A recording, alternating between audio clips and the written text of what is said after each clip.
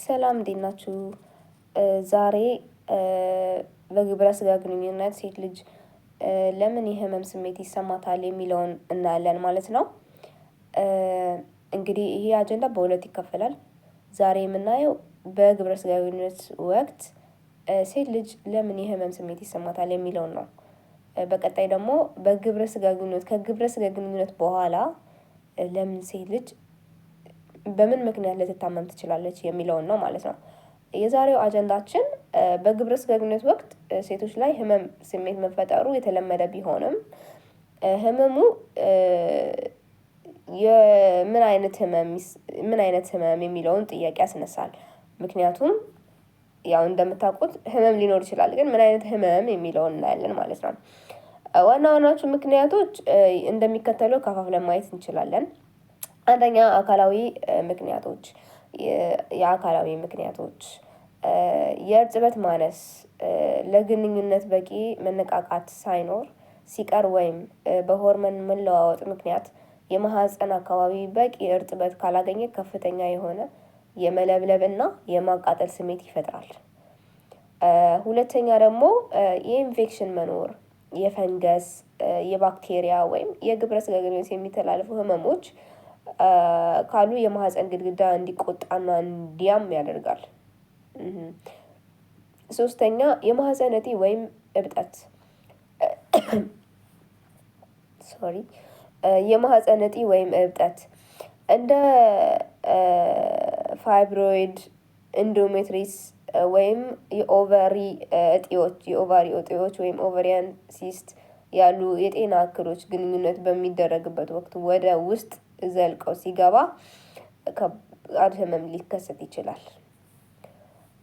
እንዲሁም የማህፀን በር ወይም የሽንት ቧንቧ ኢንፌክሽን፣ በሽንት ቧንቧ አካባቢ ያሉ እብጠቶች በግንኙነት ወቅት ግጭት ሲፈጠር ህመም ሊቀሰቅስ ይችላል። በነገራችን ላይ ይሄ በጣም ከፍተኛ ለሴት ልጅ ከፍተኛ የሆነ ህመም ነው። ይሄ በጣም አደገኛ ማለት ነው። ገባችሁ አይደለ? ስለዚህ ማወቅ አለባችሁ። ሁለተኛ የሆርሞን ለውጦች፣ ጡት ማጥባትና ማረጥ። በእነዚህ ወቅቶች በኤስትሮጅን ሆርሞን መጠን በከፍተኛ ሁኔታ ስለሚቀንስ የማህፀን ግድግዳ እንዲቆጣ፣ እንዲደርቅና በቀላሉ እንዲቆስል ያደርጋል። ሶስተኛ የስነ ልቦናዊና ስሜታዊ ምክንያቶች፣ ጭንቀትና ፍርሃት። ሴቷ በቂ ፍላጎት ከሌላት፣ ከተጨነቀች ወይም ህመም ይኖርብኛል ብላ ከፈራች የማህፀን ጡንቻዎች በራሳቸው ይኮማተራሉ። ለዛም ህመም ይሰማታል ማለት ነው። የጡንቻዎች መኮማተር፣ ይህ ሴቷ ሳታስበው የማህፀን ጡንቻዎች በራሳቸው ጥብቅ ብለው የሚዘጉበት ሁኔታ ሲኖር ግንኙነት ለማድረግ ሲሞከር ከፍተኛ ህመም ይሰማቸዋል። ይሄ ደግመዋለሁ፣ የጡንቻዎች መኮማተር።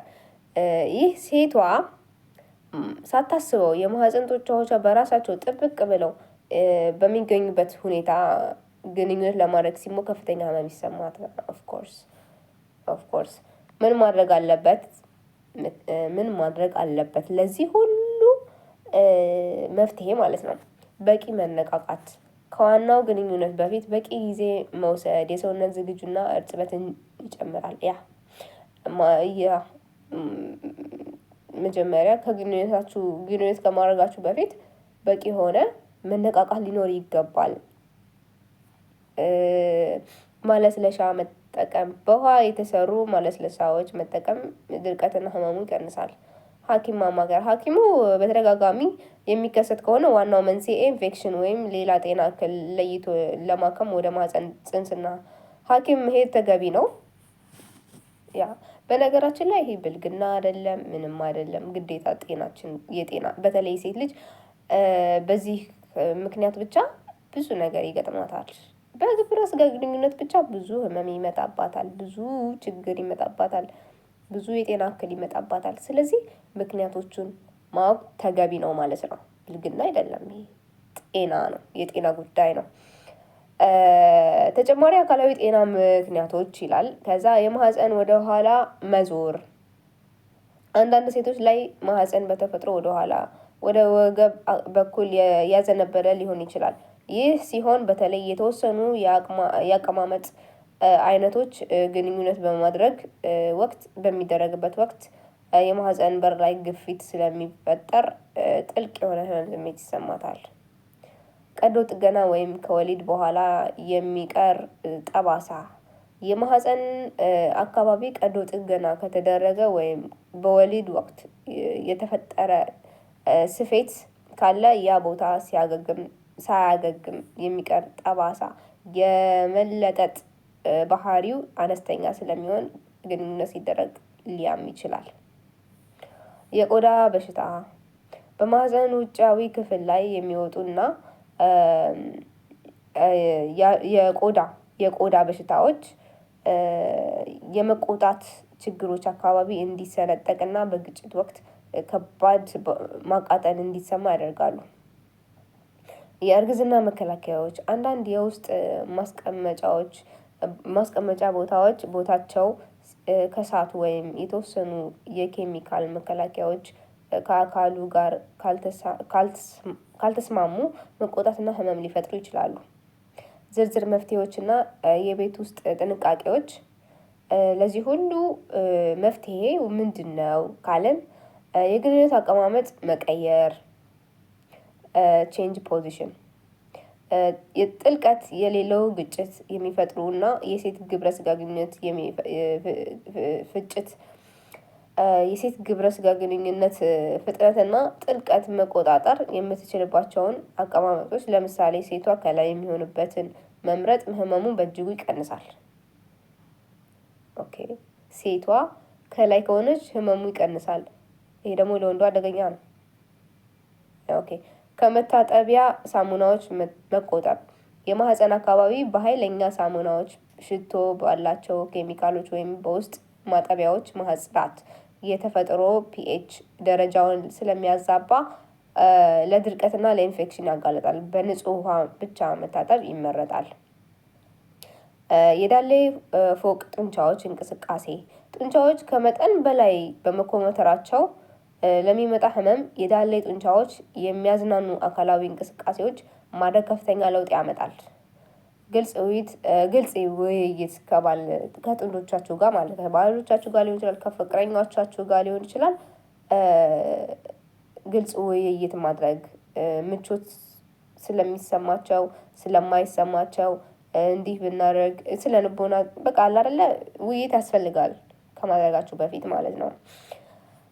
እና ልታውቁ የሚገባው ነገር ደግሞ ህመሙ ከደም መፍሰስ ከማያስደስት ፈሳሽ የሆነ መጥፎ ሽታ ካለው ፈሳሽ ከፍተኛ ትኩሳት ወይም ግንኙነት ካበቃ በኋላ ለረጅም ሰዓት የሚቆይ ቁርጠት ጋር የተያያዘ የሆነ ከሆነ ሳይዘገዩ ወደ ሐኪም ቤት። ለምን ይሄ ነገር የአባላዘር በሽታ ሊሆን ይችላል። ብዙ አይነት እክሎች ላይክ ኢንፌክሽን ሊሆን ይችላል። ብዙ ነገር ሊሆን ይችላል። ስለዚህ እንደዚህ አይነት ሲሸኑ ማቃጠል በእርግጥ ያ ከግንኙነት በኋላ ነው። በግንኙነት ሰዓት ላይ ግን ከፍተኛ የሆነ ደም መፍሰስ፣ መቆጥቆጥ፣ ማቃጠል ብዙ ነገር አለ አይደለ? ይሄ አይነት ስሜት ከተሰማችሁ ቀጥታ ወደ ሐኪም ቤት መሄድ ነው የሚያስፈልገው ማለት ነው። ለምን ይሄ ከአባላዘር ጋር ወይም ደግሞ የዛ ሰውዬ ንጽህናውን የማይጠብቅ ሊሆን ይችላል። ብዙውን ጊዜ ሴቶች እኮ የሚታመሙት ማለት ነው ንጽህናውን የማይጠብቅ ወንድ ጋር ሊሆን ይችላል። ከዛ ሴቶች ይታመማሉ።